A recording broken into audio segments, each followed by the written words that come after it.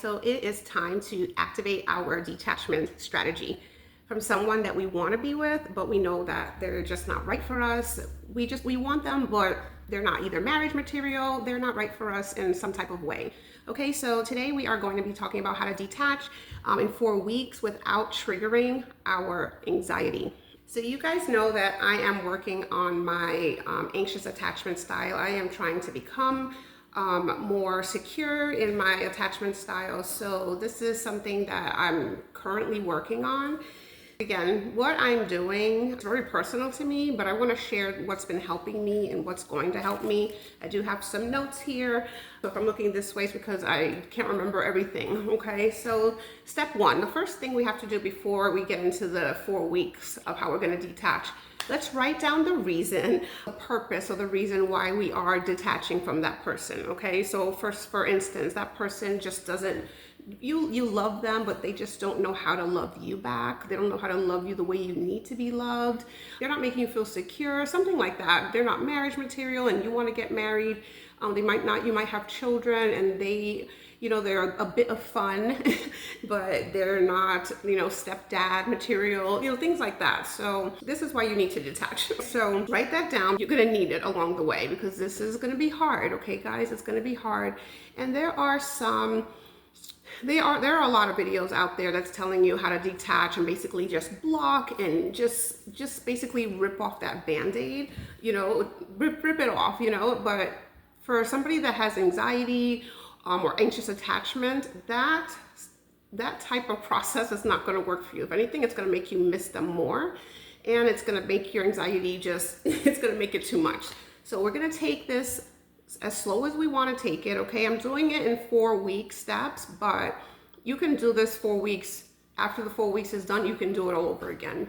Again, this detachment is for you. It's not for anybody but you. So you're going to take your time and we're going to just get through this. Okay, so let's take a deep breath and let's get to it. So the first week you're going to feel the most anxious of it all, of the whole 4 weeks. You're going to feel the most anxious. Okay, so guys, let's take a deep breath. Okay, you're okay. You are safe. You're okay.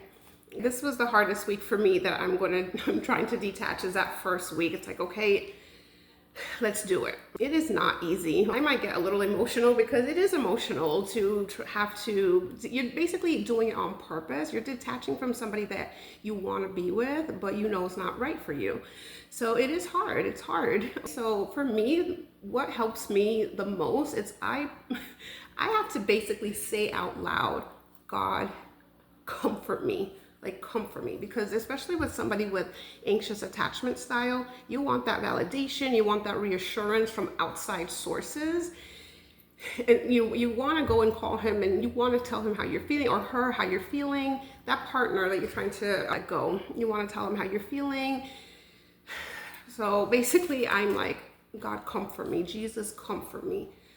Comfort me, comfort me. I have to say it as much times as I can for my heart to stop palpitating, I'm telling you, this is not easy, guys. Okay, so we're gonna take some deep breaths and we're gonna pray, ask God for comfort. You want him to comfort you, to soothe you, to help you to feel better.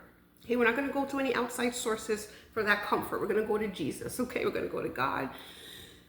Help me, Jesus. Okay, I mean, I know you might think that, oh, that's not going to do anything. I'm telling you, it does. Like, God he's going to hear you. Okay, he's listening. He's there. He's with us. You're not alone in this. I know you feel alone. I felt alone, but when you just keep praying, talking to God, he is with you. We just can't see him, but you're going to start feeling him. Okay, all right, take a deep breath. You're safe. Calm your nervous system down. The deep breath is going to help you calm your nervous system down. So the first week, you're going to stop reaching out to that person. Okay, we're going to take it slow. You're going to stop reaching out. Usually other videos are telling you, block them, remove all the pictures, remove everything. No, I tried that and that didn't work. If anything, it made me feel more anxious. It just got me spiraling, okay, when I just blocked. Because I'm wondering, oh my gosh, he's trying to call me. I was just overthinking because I blocked him. Don't do that right now. You just stop reaching out. If the person is reaching out to you can, if you want to respond, you can. First week, okay, you can respond to them, but you don't reach out. Don't give that morning text, good morning, or whatever. If they say good morning or reach out to you, just be kind and say good morning, but keep it brief. Keep it very brief. Oh gosh. So yeah, just keep it brief, but you try your best not to reach out. Again, you might slip up like me, I slipped up, and maybe by Wednesday, I think by the third day, I actually reached out because I was missing the person. I was missing them. So it's so hard, but I'm telling you, try your best not to reach out, because if you do not get the response from them that you want, you're gonna start to spiral, okay? And that's exactly what happened to me. It's like I'm reaching out and that person is not giving me that response that I want. Just try your best not to, but if you have to, it's okay if you do. If you feel like you have to give that morning text, like send the morning text to your friend, or even if you have nobody to send it to that's gonna send the response back to you, like send it to yourself. You can text yourself good morning. That would help too, if you're so used to giving that morning text. So again, week 1, we are slowly removing ourselves, okay? Take our time. Again, if you slip up and reach out to them first, it's okay. Week 2. So we're gonna start limiting his access or her access, that person's access to you. When I say that, only special people in your life could be on your VIP list. If I am in a committed relationship, they have unlimited access to me. My kids have unlimited access to me. Some family members, close friends have unlimited access. Like basically meaning that if they call me, like I'm gonna do my best to answer that phone or respond to that text. Like I'm gonna make myself available. If that makes sense, right? So you are not, if that person reaches out to you, you are not going to be available the way you used to, okay? So you're not gonna be available. You'll get to it, you'll get to the text, you'll get to the phone call or respond when, just take your time, okay? So we're not gonna give them unlimited access, that VIP pass to our lives anymore. It's just not gonna happen, okay? So that's what we're gonna do. We're slowly limiting their access to us. So that's week 2. And when that person do reach out to you, and when you do respond, okay guys, just make it brief. Don't just go ahead and just like I love you. You know what I mean? Like don't do that. Don't tell them everything that you're feeling and why. We've done all that. It's not gonna work. We've already been through all that. So you don't be sending like paragraph text to that person or talking to them about old times. Keep it very brief. How you doing? I'm fine. I'm busy, whatever it is. Let's just keep it brief, okay? We don't want to get in our feelings again. We're trying to detach, remove ourselves. All right, guys, it is week 3, okay? You guys are doing great. You're doing great. Stay strong. So this is the time that you're probably gonna need to reread that purpose, that reason why you are detaching from that person. Again, that person, you want them, but they're not, you don't see them in your future. 3rd week, it's time to remove the pics and the memorable gifts, remove yourself from their social media, your WhatsApp, whatever it is. Again, if it was a bad experience, a bad relationship, by all means, delete. You can delete forever. But if it was a nice relationship, a memorable, something that you want to keep, like for me, this situation, it was a very nice experience, like a very nice experience. It's sad because it's like, like sometimes you're like, okay, it's probably easier if you're mad at that person, like that it'll be easier to just like let them go, like, oh, he's a bum or whatever, you know what I mean? He's rude. But this situation for us, it's like we want to be together, but we can't.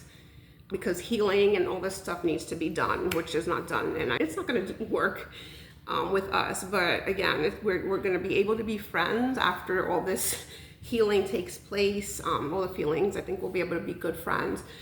But yeah, so I'm going to keep those pictures. I'm just going to go ahead and archive them, and the gifts that I got, just put it somewhere, get a box, put it away for later when you are feeling better, you're feeling healed.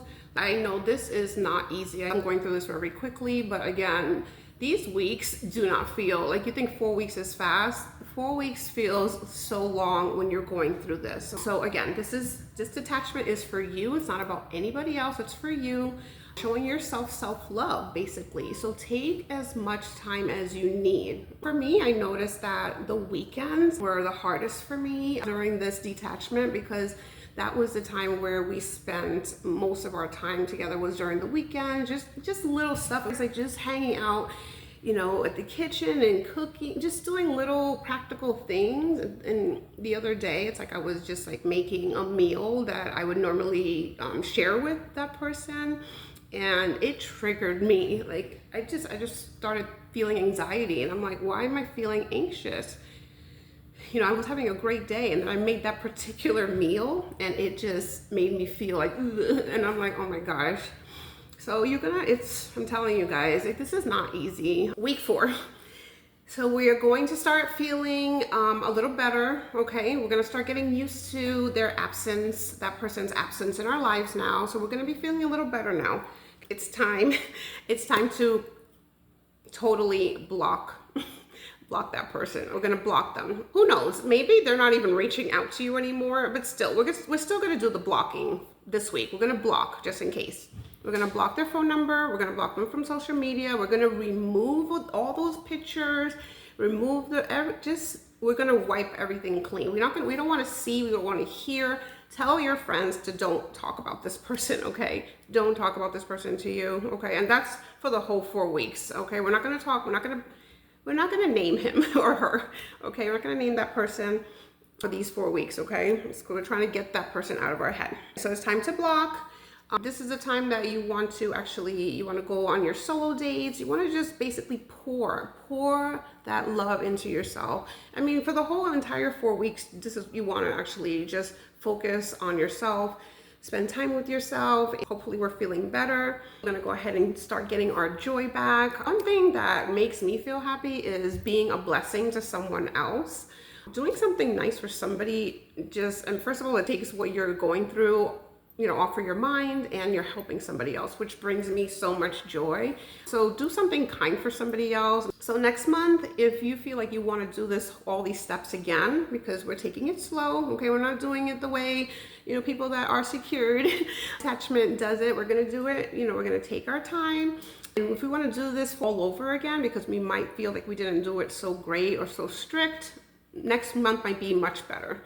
But if you feel like, okay, I only need this, I'm ready to go out and mingle and date, you know, give it a try. Go out and start dating if you want to, you know, or just go do your solo dates and make yourself feel good. But this is just something that, again, I am going through this personally. Hopefully my message, you know, my mess that I've been through is going to be a good message to help somebody. Again, I thank you guys for watching my channel, and I just want to grow this community. So please like and subscribe and share somebody that you think this video might help. And I'll see you next time. Bye. Be joyful.